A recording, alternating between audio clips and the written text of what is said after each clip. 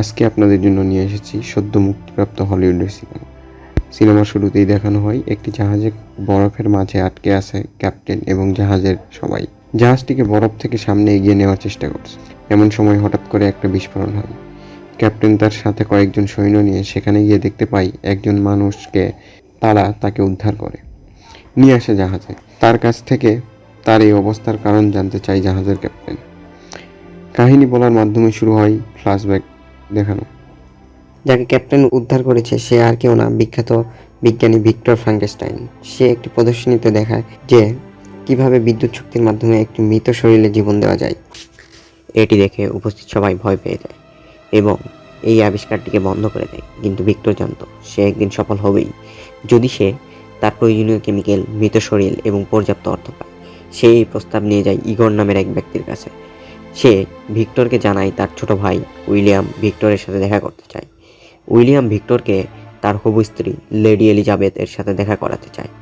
Igor ভিক্টরকে কিছু প্রয়োজনীয় জিনিস দেখায়। একটি কাঠের তক্তা যেখানে মানব শরীরের সকল শিরা উপশিরার প্রতিবিম্ব আছে। এসব দেখানোর পর ইগর ভিক্টরকে বলে তার যত টাকা লাগবে সে দিবে, শুধু সে চায় ভিক্টর যখন এই মানব শরীর বানাবে তাকে যেন সেই শরীরের ছবি তুলতে দেয়। ভিক্টর ফ্রাঙ্কেনস্টাইন অনেক বড় এবং উঁচু হ্যাভেলিতে তার কাজ শুরু করে। ভিক্টর এর সাহায্য করে ইগর এবং তার ছোট ভাই উইলিয়াম। তারা তার জন্য মৃতদেহ সংগ্রহ করে আনে। ভিক্টর যুদ্ধক্ষেত্রে গিয়ে তরতাজা দেহগুলো নির্বাচন করত এবং সেগুলো নিয়ে আসতো হ্যাভেলিতে। সেখান থেকে কেটে কেটে মানব শরীরের যেটা ভিক্টর তৈরি করেছে সেইটাই লাগাতো। মৃতদেহের বাকি অংশগুলো ফেলে দিত হাবিলির ড্রেনে, যেটা সরাসরি সমুদ্রে গিয়ে পড়ে। এলিজাবেথ একদিন হাবিলিতে আসে ভিক্টরের কাজ দেখতে। ভিক্টর এলিজাবেথকে পছন্দ করতে শুরু করে। ভিক্টর এর মানব শরীর তৈরি শেষ হয়, কিন্তু জীবন দিতে পারছিল না। ইগর একটা মরণ ব্যাধিতে ভুগছিল। সে ভিক্টরকে বলে তার আর ব্রেনটা যেন মানব শরীরে দেওয়া হয়, তাহলে সে নতুন জীবন পাবে। কিন্তু এতে ভিক্টর রাজি হয় না। তাদের মধ্যে ধস্তাধস্তি হয় এবং ইগর এক পর্যায়ে মারা যায়। এরপর ভিক্টর আকাশের বিদ্যুৎ চমকানো দেখে সেখান থেকে বিদ্যুৎ শক্তি দিয়ে মানব শরীরে জীবন প্রতিষ্ঠার চেষ্টা করে, কিন্তু সফল হয় না। সে হতাশ হয়ে ঘুমিয়ে পড়ে। সকালে উঠে দেখে মানব শরীরটি জীবন পেয়েছে।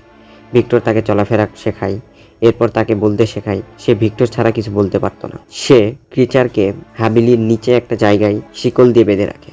সে যে মানব শরীর তৈরি করেছিল তাকে ক্রিচার বলতো। ভিক্টর ক্রিচারের দেখাশোনা করে, কিন্তু ভিক্টরের মনোবল কমতে থাকে। সে ভাবে তার সৃষ্টি ব্যর্থ। তার হতাশা বেড়ে যায়। একদিন এলিজাবেথ আর ভিক্টরের ভাই আসে হাবিলিতে। এলিজাবেথ হঠাৎ হাবিলির নিচে আসলে ক্রিচারকে দেখে, আর ক্রিচারও স্তম্ভিত হয়ে এলিজাবেথকে দেখে। এলিজাবেথ ক্রিচারকে বলতে শেখায়, ক্রিচার এলিজাবেথ বলতে শেখে। ভিক্টর বুঝতে পারে ক্রিচার এলিজাবেথের প্রেমে পড়ে গেছে, যেটা ভিক্টর সহ্য করতে পারে না। সে পুরো হাবিলিতে আগুন লাগিয়ে দেয় ক্রিচারকে মেরে ফেলার জন্য। পরে সে ক্রিচারকে বাঁচাতে চায়, কিন্তু তখনই বিস্ফোরণ হয়, যার ধাক্কায় ভিক্টর তার একটা পা হারায়। এই সময় ভিক্টর গল্প বলা বন্ধ করে এবং হঠাৎ করে সেই জাহাজে ভিক্টর বসে ক্যাপ্টেনকে গল্প শোনাচ্ছিল, সেখানে ক্রিচার চলে আসে। এসে ক্রিচার নিজের কাহিনী বলা শুরু করে।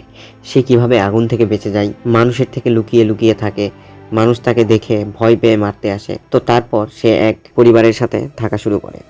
সে পরিবারের সামনে যেত না। সে পরিবারের বিভিন্ন সাহায্য করত, রান্নার খড়ি এনে দিত। আর সে পরিবারে ছিল এক অন্ধ ব্যক্তি। একদিন সে পরিবার ছুটিতে যায় অন্ধ ব্যক্তিকে রেখে। এই ফাঁকে টিচারের অন্ধ ব্যক্তির সাথে চলাফেরা বাড়ে। সেই অন্ধ ব্যক্তি তাকে বলতে শেখায়। অনেক দিন সেই অন্ধ ব্যক্তির সাথে কাটায়।